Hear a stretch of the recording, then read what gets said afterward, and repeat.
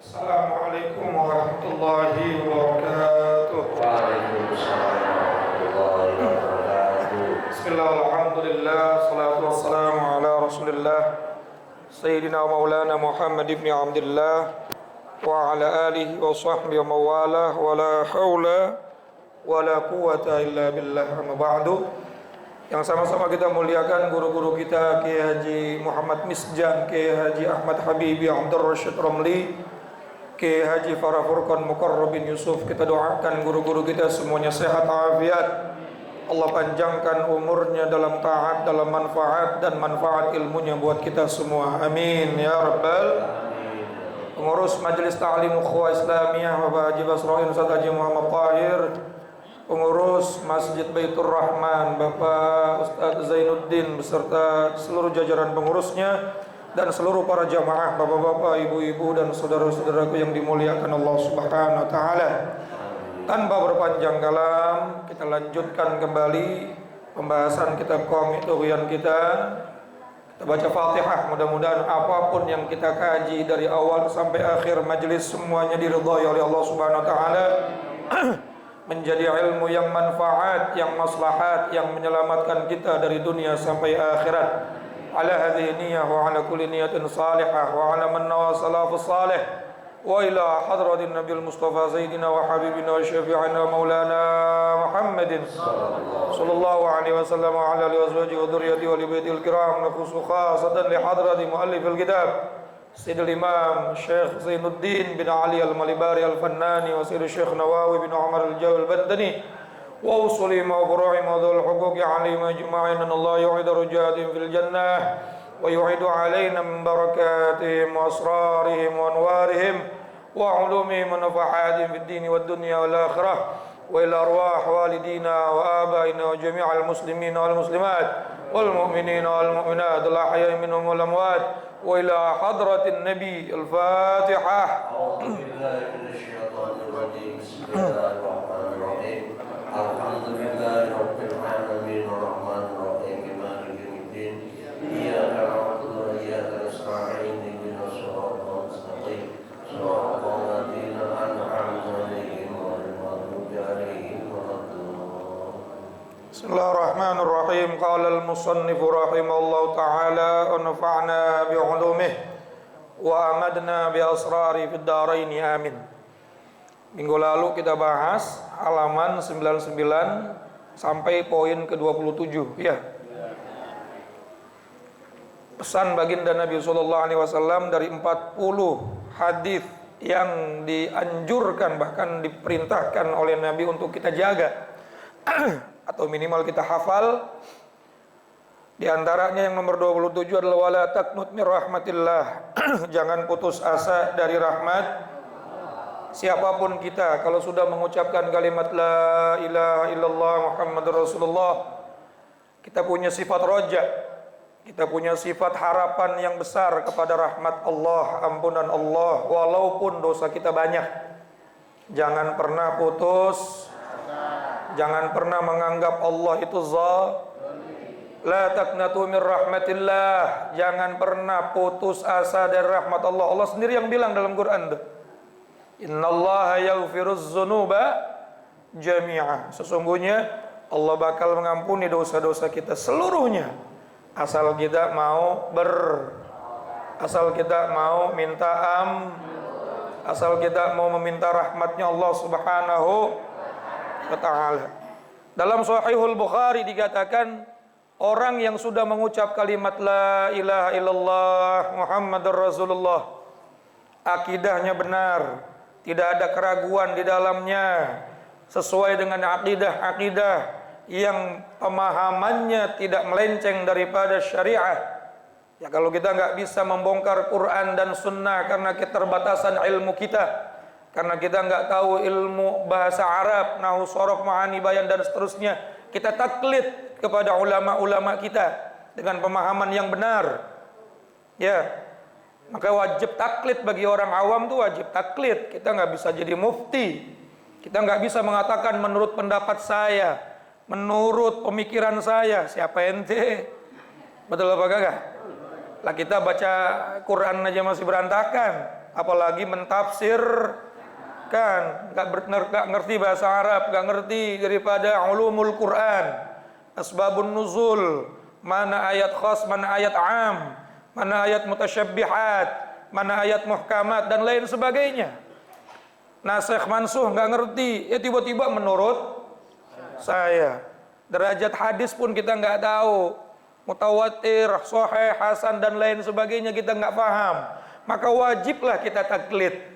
Lalu pada saat kita taklid kepada guru kita dari gurunya sampai ke Imam Syafi'i, atau dalam akidah ke Imam Asy'ari, atau dalam tasawuf ke Imam Ghazali, lalu beliau para ulama-ulama salaf saleh sampai kepada baginda Nabi SAW, kita pegang itu pemahaman itu, lalu kita mati dalam keadaan berakidah yang benar. Apa kata Nabi dalam Sahihul Bukhari? Dakhalal jannah, pasti masuk surga. Sahabat pada nanya nih sama Rasulullah, ya Rasulullah, wa in saraqa wa in zana, apakah dia tetap masuk surga walaupun dia mencuri, walaupun dia berzina? Rasulullah menjawab, wa in saraqa wa in zana, meskipun dia mencuri, meskipun dia berzina. Ya walaupun nanti terserah Allah, in tu'adzibhum fa innahum ibaduk. Kalau Allah mengazab dulu, ya memang itu hamba Allah. Itu urusan hak prerogatifnya. Wa in taghfir lahum fa innahu huwal ghafurur. Seandainya Allah mengampuni juga hak prerogatifnya Allah. Yang penting akidah jangan sampai lepas, jangan sampai copot, lalu jangan putus, berusaha bertaubat lalu memperbaiki diri. Seandainya balik lagi, balik maning, terus bertaubat, jangan putus. Apalagi bikin orang lain putus, kayaknya taubat lu nggak bakal diterima sama Allah. Emang ente besannya Allah apa? Betul apa kagak? Minggu lalu kita bahas tuh, ada orang abid, seorang ahli ibadah yang betul-betul ibadahnya luar. Tiba-tiba ada orang sharing, orang minta pendapat sama dia. Nih yang sharing itu tukang bobok, tukang rampok, tukang bukain androk. Saking banyaknya maksiat. Kira-kira dosa saya diampunin apa kagak ya kalau saya taubat? Ini ahli ibadah kok kenapa kepleset lidah? Dia ngomong kayaknya dosa ente nggak diampunin, dosa ente kebanyakan. Masya Allah.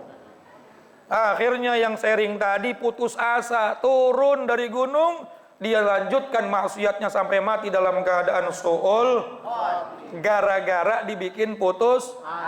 Apa yang terjadi sama si abid tadi tuh, sama si ahli ibadah tadi yang banyak ibadahnya, gara-gara bikin orang lain putus asa, dia mati dalam kemurkaan Allah Subhanahu wa taala.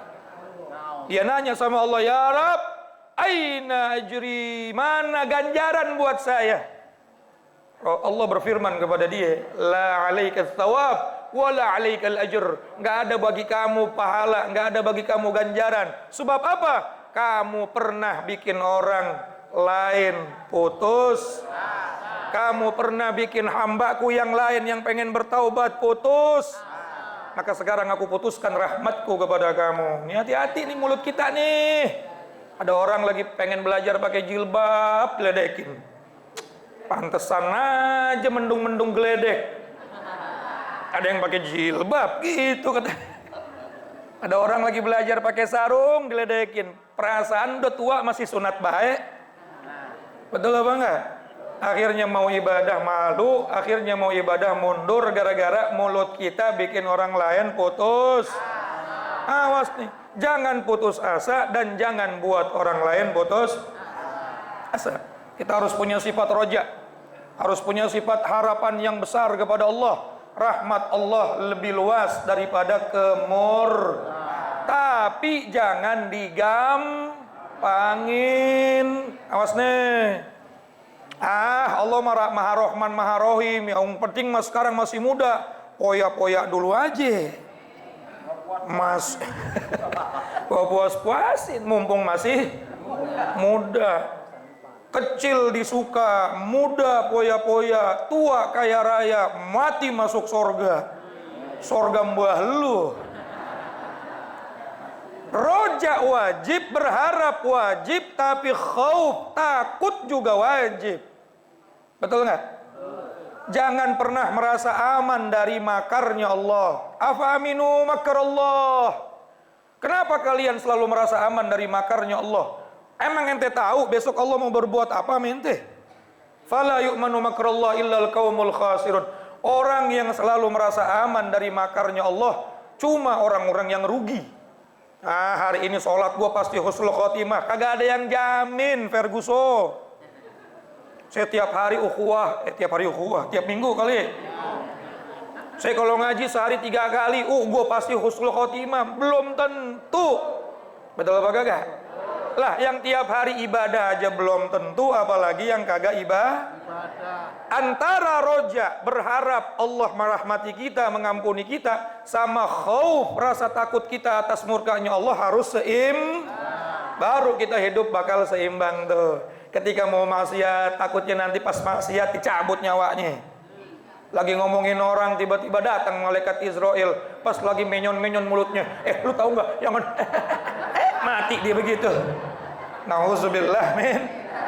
Lagi maling, lagi ngambil milik orang lain, tiba-tiba malaikat Israel. Malaikat Israel datang nggak WA dulu, Bu.